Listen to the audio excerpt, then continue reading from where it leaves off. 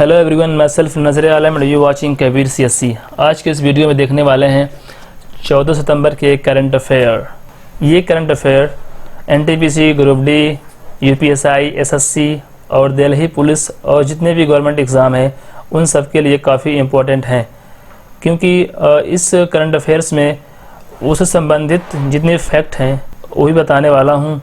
अगर आपको ये वीडियो अच्छा लगता है तो लाइक कर लीजिएगा। अगर चैनल पर पहली बार आए हैं तो सब्सक्राइब कर लीजिए। तो चलिए शुरू करते हैं।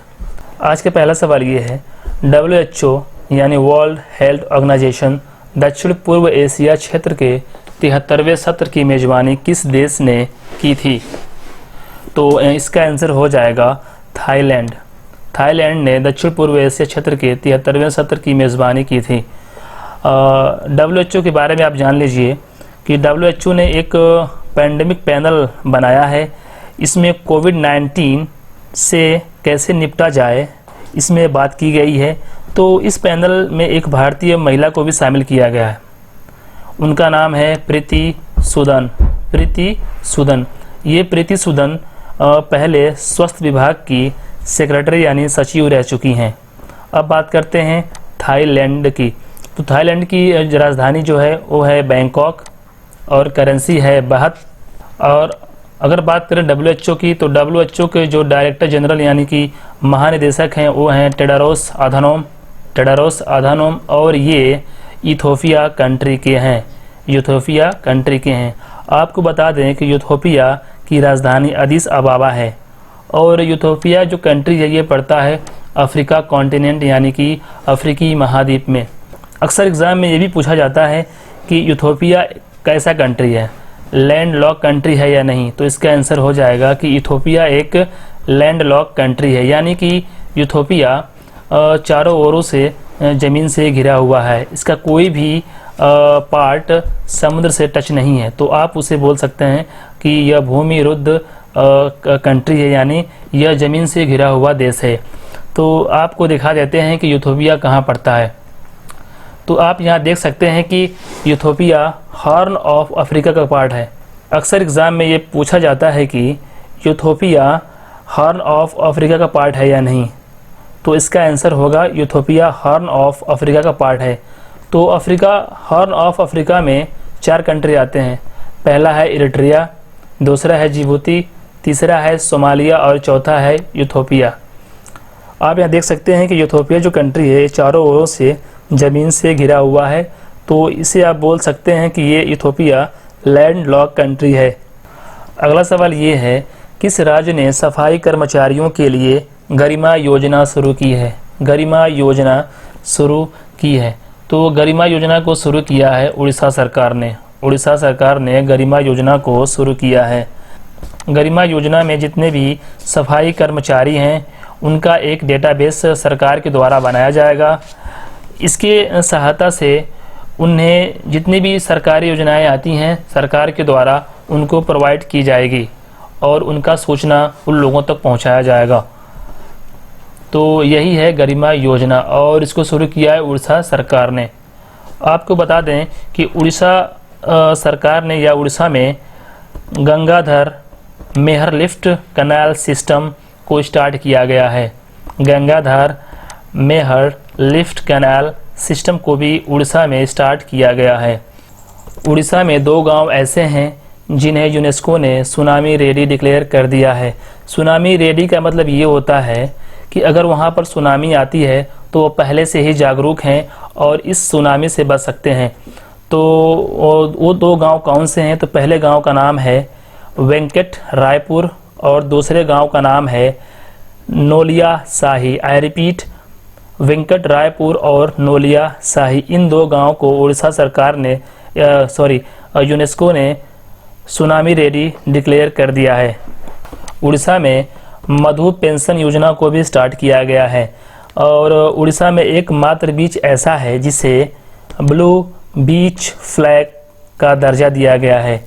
ब्लू बीच फ्लैग का दर्जा दिया गया है। उस बीच का नाम है चंद्रभाग बीच। इसमें उड़ीसा में कुछ नेशनल पार्क हैं, जैसे भीतरकनिका नेशनल पार्क और यहाँ पे कुछ टाइगर रिजर्व हैं जैसे सिमलीपाल और सतकोसिया टाइगर रिजर्व, कुछ वाइल्ड लाइफ सेंचुरी जैसे Sunabeda wildlife sanctuary, Gahirmatha wildlife sanctuary, Kotagarh wildlife sanctuary और Nandankanan wildlife sanctuary. Nandankanan wildlife sanctuary. यहाँ पर एक झील है जिसका नाम है चिल्का झील। यहाँ पर एक बर्ड सेंचुरी जिसका नाम है Nalban bird sanctuary. Nalban bird sanctuary. तो आप उड़ीसा के बारे में कम से कम इतना जान सकते हैं। नेक्स्ट सवाल ये है, सरकार ने आयुध निर्माण यानी OFB के निगमीकरण की प्रक्रिया की निगरानी के लिए किसके नेतृत्व में एक अधिकार प्राप्त मंत्री समूह का गठन किया गया है? तो इसका आंसर हो जाएगा राजनाथ सिंह। राजनाथ सिंह ने एक समिति बनाई है। इसमें यह है कि जो MSME हैं उन्हें सरकार 3 लाख करोड़ रुपए का गारंटी फ्री लोन देगी। ये 3 लाख करोड़ जो रुपए हैं ये सही तरीके से मिल जाए, इसके लिए ये समिति बनाई गई है। इसमें कोई धांधली न हो इसलिए ये समिति बनाई गई है। नेक्स्ट सवाल ये है, सिटी ग्रुप की पहली महिला मुख्य कार्यकारी अधिकारी कौन बनी है? तो सिटी ग्रुप की पहली महिला मुख्य कार्यकारी अधिकारी बनी है, उनका नाम है जेन फ्रेजर। Jane Fraser. अब सवाल ये उठता है कि सिटी ग्रुप का हेड क्वार्टर कहाँ है? तो इसका हेड क्वार्टर है न्यूयॉर्क, जहाँ पर हेड क्वार्टर है यूनाइटेड नेशन डेवलपमेंट प्रोग्राम यानी UNDP का, यूनाइटेड नेशन का, और यूनिसेफ का। यूनिसेफ, UNDP और यूनाइटेड नेशन का भी हेड क्वार्टर न्यूयॉर्क में है। नेक्स्ट सवाल ये है, किस मंत्रालय ने जलवायु स्मार्ट शहरों का आकलन ढांचा यानी CSCAF 2.0 शुरू किया है? तो इसको शुरू किया है आवास एवं शहरी कार्य मंत्रालय ने। आवास एवं शहरी कार्य मंत्रालय ने जलवायु स्मार्ट स्टार्ट किया है। आवास एवं शहरी कार्य मंत्रालय के जो मंत्री हैं वो हैं हरदीप सिंह पुरी, और हरदीप सिंह पुरी नागरिक उड्डयन मंत्री भी हैं। नागरिक उड्डयन मंत्री भी हरदीप सिंह पुरी हैं। आवास एवं शहरी कार्य मंत्रालय ने एक चैलेंज लॉन्च किया है, इसका नाम है the street for people. The street for people. इसमें यह है कि इसमें भारत का हर वह एक शहर जिसकी जनसंख्या 5 लाख से ज़्यादा है उसमें एक गली बनाई जाएगी जो लोगों के पैदल चलने के लिए सूटेबल रहेगा। यानी कि एक ट्रैक बनाया जाएगा, एक गली बनाई जाएगी जहां पर लोग आसानी से चल सकते हैं, वो भी पैदल। नेक्स्ट सवाल ये है, किस राज्य और राष्ट्रीय सहकारी विकास निगम यानी NCDC ने किसान उत्पादक संगठन के प्रचार और प्रबंधन के लिए समझौता ज्ञापन पर हस्ताक्षर किया है? तो इसका आंसर हो जाएगा उड़ीसा। उड़ीसा सरकार और राष्ट्रीय सहकारी विभाग निगम ने किसान उत्पादक संगठन के प्रचार और प्रबंध के लिए समझौता ज्ञापन पर हस्ताक्षर किए हैं। आपको बता दें कि उड़ीसा सरकार ने कालिया योजना और बलराम योजना को भी स्टार्ट किया है। कालिया योजना और बलराम योजना को उड़ीसा सरकार ने स्टार्ट किया है। नेक्स्ट सवाल ये है, IPL लीग में खेलने वाले पहले अमेरिकी खिलाड़ी कौन बने हैं? तो इसका आंसर हो जाएगा अली खान। अली खान पहले अमेरिकी खिलाड़ी हैं जो IPL 2020 में खेलेंगे। तो अब सवाल ये उठता है कि जो अली खान है किस टीम से खेलेंगे? तो ये KKR जो टीम है उससे खेलेंगे। KKR टीम से खेलेंगे अली खान। और आपको बता दें कि इस साल जो IPL हो रहा है वो हो रहा है UAE यानी संयुक्त अरब अमीरात। संयुक्त अरब अमीरात। और इस साल IPL 2020 का टाइटल स्पॉन्सर है ड्रीम 11। अब नेक्स्ट सवाल ये है, किस सोशल मीडिया प्लेटफॉर्म ने आत्महत्याओं को रोकने के लिए देयर इज़ हीरो पहल शुरू की है? तो देयर इज़ हीरो पहल शुरू की है ट्विटर ने। ट्विटर ने इस पहल को शुरू किया है। और ट्विटर के जो CEO हैं वो हैं जैक डोर्सी। और आपको बता दें कि व्हाट्सएप ने एक कैंपेन स्टार्ट किया है जिसका नाम है इट्स बिटवीन यू और व्हाट्सएप के द्वारा कैंपेन को स्टार्ट किया गया है। नेक्स्ट सवाल ये है, भारत और कौन सा देश सीमा पर तनाव कम करने के लिए 5 सूची योजना पर सहमत हुआ? तो इसका आंसर हो जाएगा चीन। ये जो सहमति हुई है ये दोनों देशों के विदेश मंत्रियों के द्वारा की गई है। तो इंडिया के विदेश मंत्री हैं एस जयशंकर और चाइना के विदेश मंत्री हैं ओंग ई। नेक्स्ट सवाल ये है, 21वीं सदी में स्कूली शिक्षा का सम्मेलन शिक्षा मंत्रालय की किस पहल के तहत आयोजित किया गया था? तो इसका आंसर हो जाएगा शिक्षा पर्व। ये पर्व जो है वो 18 सितंबर से 25 सितंबर तक स्टार्ट किया गया है। अगला सवाल ये है और ये काफ़ी इम्पोर्टेंट सवाल है, ये किसी न किसी एग्ज़ाम में ज़रूर पूछता है कि यूएस ओपन 2020 के महिला एकल का खिताब किसने जीता है? यूएस ओपन 2020 के महिला एकल, ये पूछ रहा है महिला एकल का खिताब किसने जीता है? तो यूएस ओपन 2020 के महिला एकल का खिताब जीता है नाओमी ओसाका। ये जापान की खिलाड़ी हैं और ये इनका तीसरा ग्रैंड स्लैम टाइटल है। आपको बता दें कि 4 ग्रैंड स्लैम होते हैं। पहला है ऑस्ट्रेलिया जो साल के शुरुआत में शुरू होता है, दूसरा है फ्रेंच ओपन, तीसरा है विम्बलडन ओपन और चौथा है यूएस ओपन। ये 4 हैं, ऑस्ट्रेलिया, फ्रेंच, विम्बलडन और यूएस ग्रैंड स्लैम ओपन। और आपको बता दें कि अगर सवाल ये पूछे कि यूएस ओपन 2020 पुरुष एकल का खिताब किसने जीता है? तो इसका आंसर हो जाएगा डोमिनिक थिएम और ये ऑस्ट्रिया के हैं। डोमिनिक थिएम ऑस्ट्रिया के खिलाड़ी हैं। इसमें 2 सवाल ऐसे हैं जो काफ़ी एग्ज़ाम में रिपीट होते हैं। जैसे अगर सवाल ये पूछे कि कौन सा टेनिस का ग्रैंड स्लैम है जो फ्लशिंग मीडोज़ में खेला जाता है? तो इसका आंसर हो जाएगा यूएस ओपन।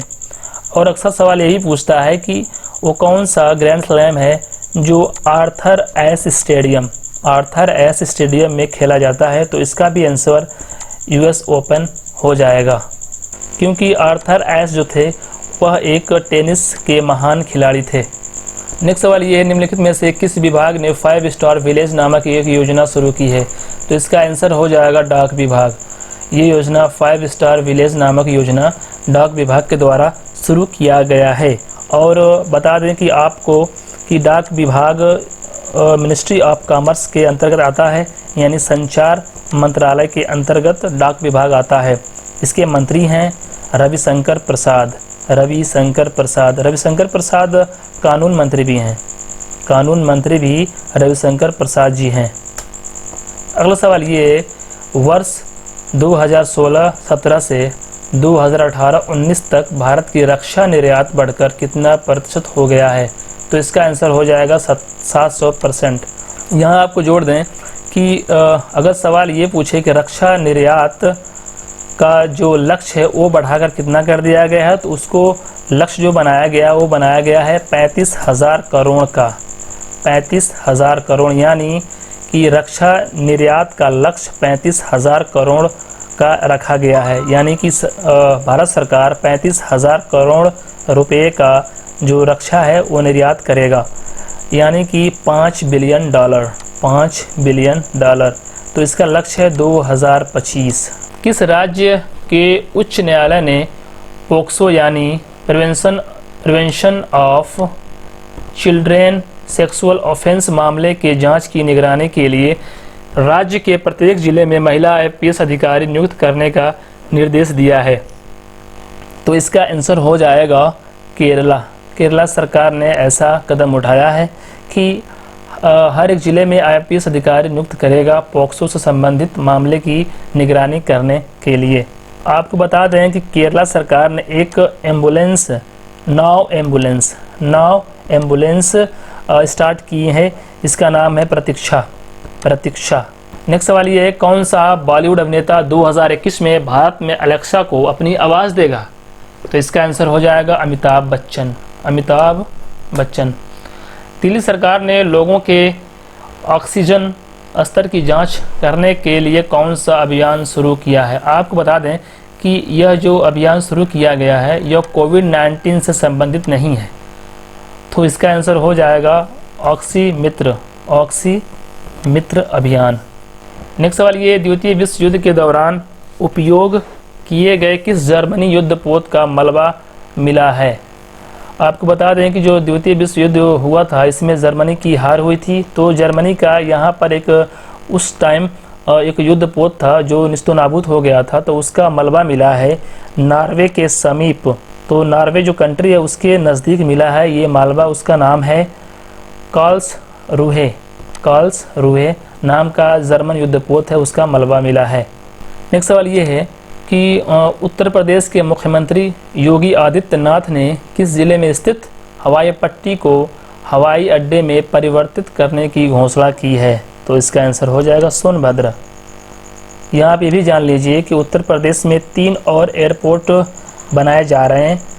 एक है कुशीनगर इंटरनेशनल एयरपोर्ट, दूसरा है अयोध्या एयरपोर्ट और तीसरा है नोएडा एयरपोर्ट।